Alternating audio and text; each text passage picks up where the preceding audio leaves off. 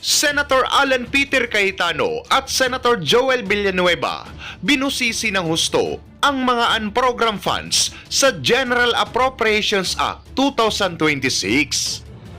Senator Sherwin Gatchalian, todo depensa naman sa nasabing pondo kahit maubusan na ng rason, mailusot lang ang unprogrammed funds. Gatchalian, hindi takot dahil Senate President kakampi nila sa laban. Pero bago ang lahat, mag-subscribe na sa aking YouTube channel at i-click na rin ang notification bell para updated ka sa mga bagong balita sa ating bansa. That's really why I am allergic, Mr. President, to unprogrammed funds, because any Tom, Dick, or Harry can actually pinpoint anyone, a senator, for instance, that you would know after 2 years that you are part of the unprogrammed funds. Mr. President, just to put on record, Mr. President, ang unprogrammed funds, doon po sa mga pinapasa nating GAA, meron po siyang provision. Hindi ho ba na hindi ito kayang i-access ng isang tao lamang, gagawa ng proyekto, at kagaya po nung sinabi doon sa Blue Ribbon Committee, naparelease po niya, Mr. President. Is that correct, Mr. President? Tama po, doon sa mga previous. We also... Do we have it still in, no, we don't have that anymore. in this particular 2026 Wala na po kasi budget? limited na ho yung use ng unprogrammed to foreign assisted projects and revised revised AFP modernization. But we have a provision for the release of these funds, Mr. President, that indeed we usually put in our GAA that if there are excess revenue collection, new revenue collection, will that be part of this 2026 Yes, Mr. President, GAA? because that will be used to fund the foreign assisted projects and also the modernization program. Yes, and I agree, Mr. President. And just to put again on record, nandyan po, Mr. President, excess revenue collection, new revenue collection, or those arising from new tax or non-tax sources, at yung approved loans for foreign assisted Tama projects. ho Is that kayo. correct? So again, Mr. President, it strengthen the idea on how we can access unprogrammed funds na hindi po ito maabuso Tama at ho hindi kayo. po pwedeng i-claim ng kahit sino o isang individual na tao. Actually, Mr. President, his honor's experience led to these representations, really reforming the unprogrammed. Talaga hong naabuso ho yan in the past. If my memory serves me correctly, yung 2024, ang flood control lumabas mga around 25 billion. It's actually 155 billion, Your Honor. The Tapos flood control. 2020 from the unprogrammed. This is Yes, only this is from just for the unprogrammed, Mr. in President. 2025, if my memory serves me correctly, mga 85 billion yun eh. So talagang nagamit ho for flood control. Kaya tinanggal na ho natin yan based on your experience. Mr. And this President. cannot be released by anyone, Mr. President. It It has to be passed through the Department of Finance, the Department of Budget and Actually, the Management. BBM lang ho ang nagre-release, Mr. President. So certified by the BTR, and then after certification by the BTR, ibibigay na po sa ahensya, implementing agency, at yung implementing agency magre-request na sa DBM. In short, walang kinalaman ng legislator, Mr. President. Wala ho talaga. Thank you, Wala ho Mr. talaga. President. Thank you, distinguished minority leader, for this short intervention. So let's talk about options here, Mr. President, with your permission. So one option is tanggalin lahat ng unprogrammed, and pag nagkapera ang gobyerno, will pass a supplemental budget.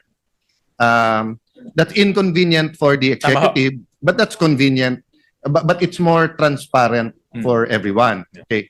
The other one is that the Department of Finance or the DBCC simply say that magkano ba talaga dyan ang plano nila i-raise? Kasi am I wrong, Mr. President, that they can borrow money for this? Yes, Mr. President, loan, the foreign assisted project. So that's where the misunderstanding comes. Yung sagip at yung lump sum, klaro yung intention doon. If you think of regularity, the intention of lump sums kasi is flexibility during the year. So pag hindi ko nilagyan ng mali siya, it's for flexibility.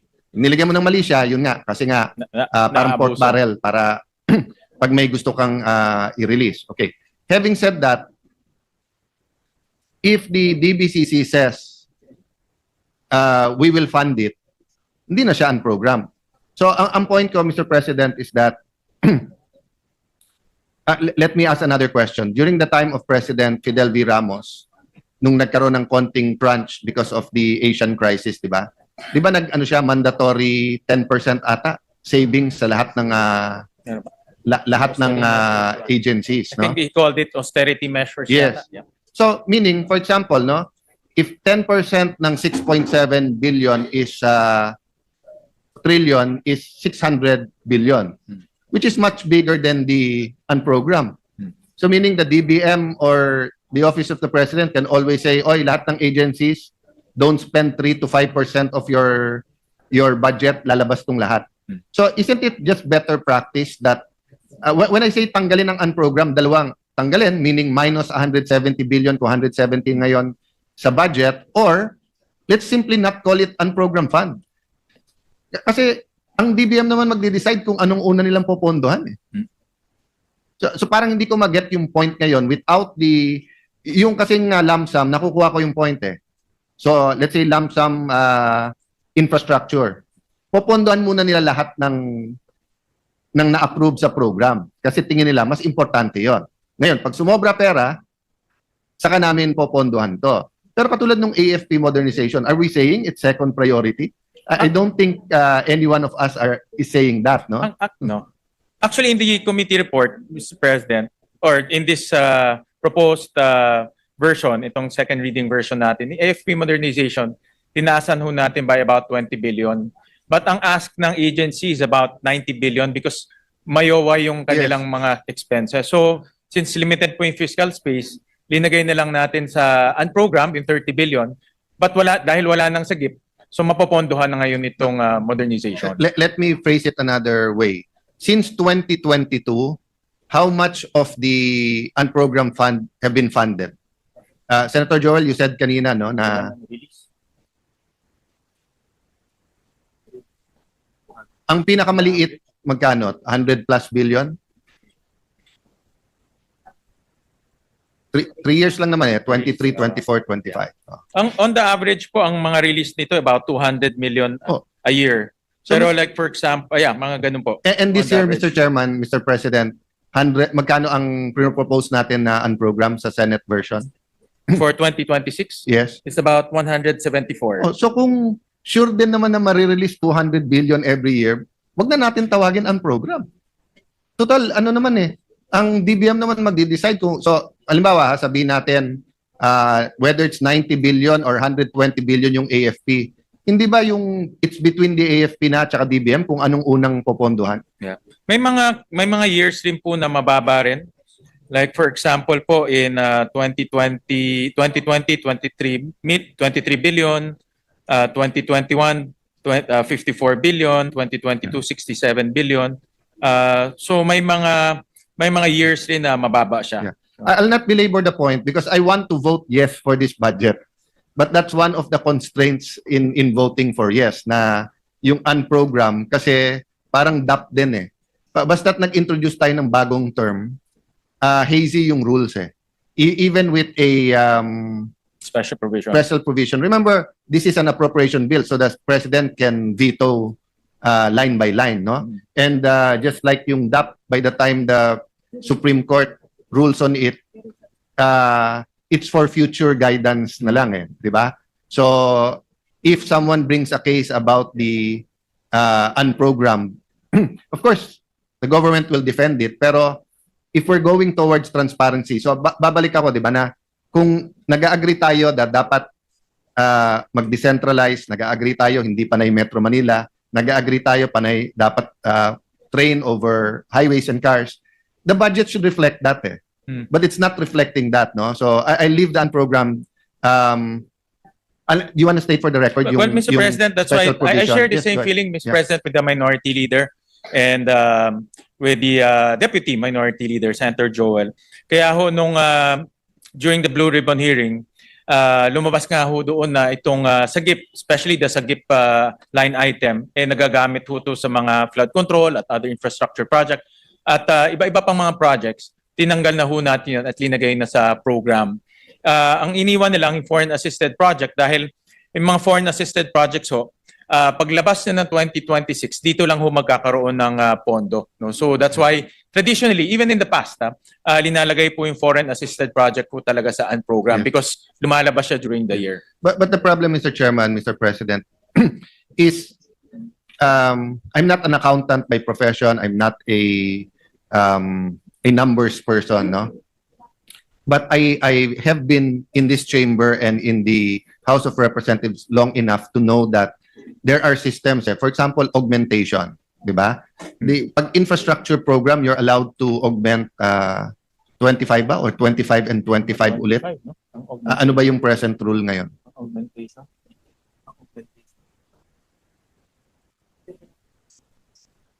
Anong ceiling nun? So, we don't have to say the exact amount, but I'll give you an example, no? Yeah.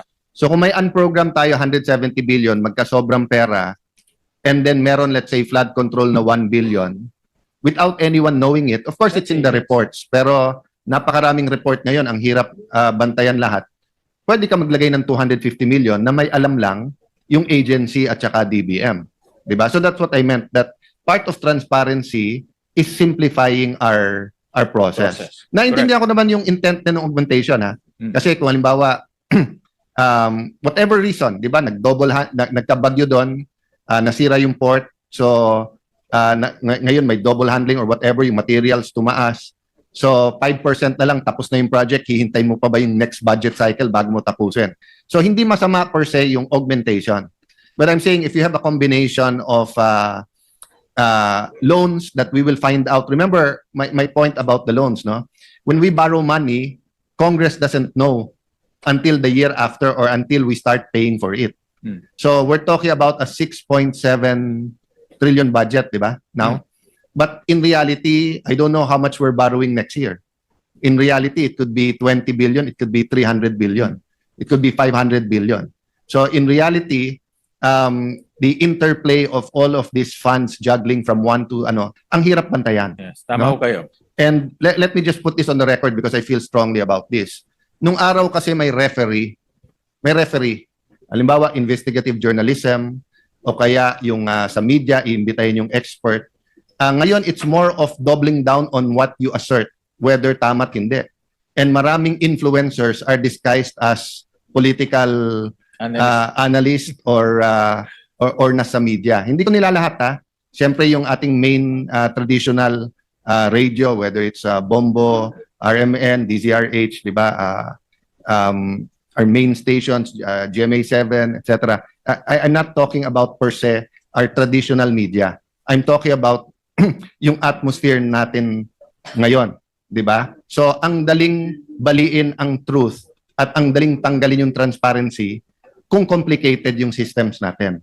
Diba? So if there's only one way na lalabas yung pondo, program, that's pero may program, tapos merong augmentation, tapos meron din basta sa executive department, diba? The Constitution allows the president to move around some funds. Yeah, Around, savings. Yes, arouse and savings, moving target din yung definition. Kasi the DBM can actually say, hindi na maganda tong project na to, walag ng tuloy, magiging savings na na iyon, di ba? Of course, binabantayan ko rin yung announcement ni Secretary Vince na mataas ang DUPA. So bababa dapat ang presyo ng lahat ng infra. So if we keep it that way, he'll have a lot of savings. Kung masyado naman mababa, problema din kasi walang magagawang project ang ating bansa. So I think I'm emphasizing kung gaano ka precarious ang situation natin. Correct. We want transparency, we want to take out graft and corruption, but we also want to perform. Kasi kung tanggalin mo lahat ng graft and corruption, wala namang magawang project, that's a form of graft for me. Natanggal mo yung corruption pero may graft. So the perfect mix is tama ang presyo, transparent, pero nagawa yung project. Di ba? And parati ko yung example dyan, yung favorite ni Senator Bam, classrooms. Di ba? Kasi kung tama yung presyo, pero walang nagawa, ang estudyante siksikan for the next 1-2 years. Di ba? Pagka namang super overpriced, yung sanang ginawa mong 2 building, 1 building lang nagawa. So, we want to find the perfect mix na walang corruption, pero nagawa.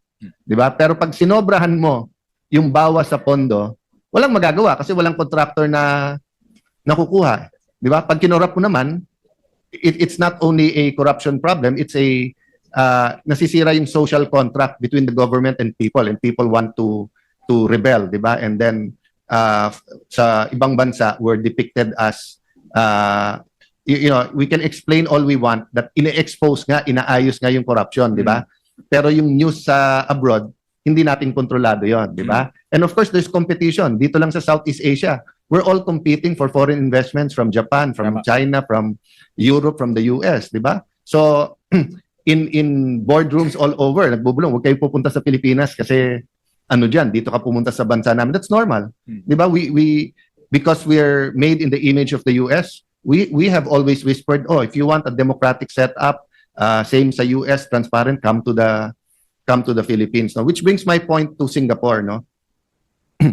When Singapore was in very much a precarious situation, problema kasi multi-ethnic, multi-religious, problema nila sa Malaysia, walang natural resources. You know, they turn to tourism. But I can't figure out why it's so clear to us that for every 2 tourists to 3 tourists, 1 Filipino job. And we all agree, whether you go to Baguio sa traditional kabayuhan, whether you Wright Park, whether you go to yung mga inayos na ngayon sa Baguio, whether you go to Siargao, you, of course, the favorites, Boracay, Palawan, but anywhere you go, no? My sister in younger days loved mountain climbing, and the more walang walang kuryente, walang di ba, More the more that rustic, it's pure rustic. nature, More rustic. more rustic, mas maganda. And may ganun market din sa backpackers, di ba? But of course, yung Southeast Asia ngayon, more Chinese market na ano, high-end shopping din, no? But if you compare kasi, ang layo talaga eh.